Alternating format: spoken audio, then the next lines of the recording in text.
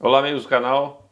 Queria falar com vocês um detalhe hoje que está relacionado com essa observação que a gente tem no campo, especialmente no sul do país, com alguns estresses hídricos prolongados.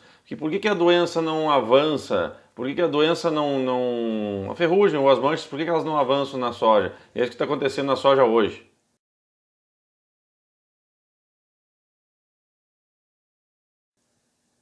Então, eu vou tentar mostrar de um outro lado, né? Vamos esquecer patógeno agora nesse primeiro momento. Vamos pensar na planta, né? Qual é a primeira mensagem ou a missão ou o objetivo da planta nesse momento de estresse hídrico, né? Ela não está nem aí para patógeno, nada. O negócio dela é sobreviver numa condição de falta de umidade. Então, o primeiro ponto é o seguinte: a umidade está baixa no sistema radicular, não consegue absorver nutrientes, não consegue fazer trocas. E aí a missão dela é o seguinte: eu tenho que perder menos água na parte aérea, eu tenho que perder menos águas nas folhas. E aí a planta começa a criar estratégias para perder menos águas na sua parte aérea.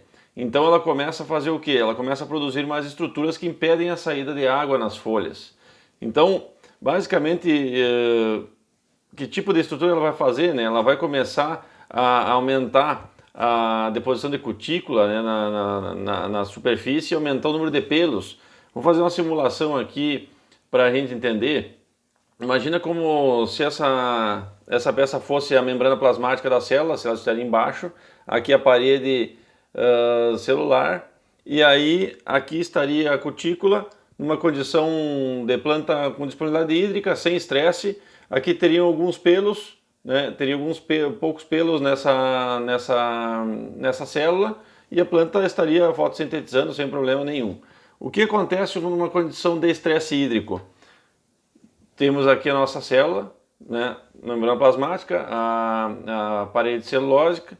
Aí a planta, como não pode perder água, ela começa a depositar mais pectatos de cálcio e mais cutícula. Ela começa a depositar mais placas de cera, de éster, e começa inclusive a aumentar a quantidade e o volume de pelos radiculares. Para que a planta está fazendo isso daqui?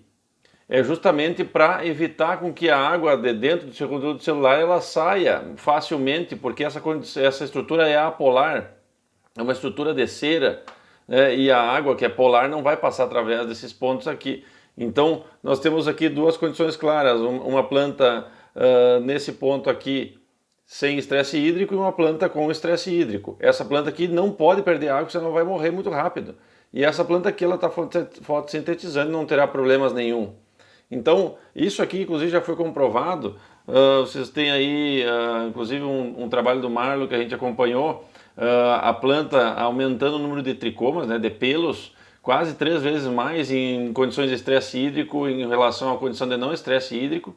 Inclusive, também foi observado uma variação no número de estômatos nessa planta com estresse hídrico, justamente porque esta planta aqui ela não pode perder mais água.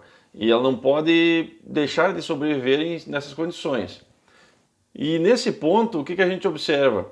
Vamos colocar patógeno agora. Imagine um esporo de ferrugem chegando aqui, e esse esporo de ferrugem ele vai fazer o quê? Ele vai tentar depositar sobre, esse aqui é um esporo de ferrugem, ele vai tentar depositar sobre essa superfície. Então vão ter muitos pelos, né? Esses pelos vão atrapalhar a deposição, o contato, né, do patógeno com o hospedeiro, vão impedir.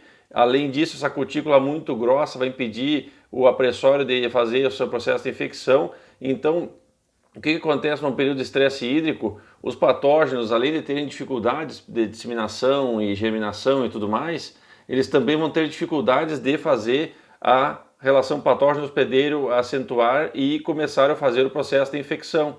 Então, a planta, se defendendo do estresse hídrico, ela, entre aspas, né, vai criando essas ferramentas de defesa ou fatores de resistência estruturais que vão impedir com que esse patógeno penetre. Então é isso que se dá com uma condição de estresse hídrico, né?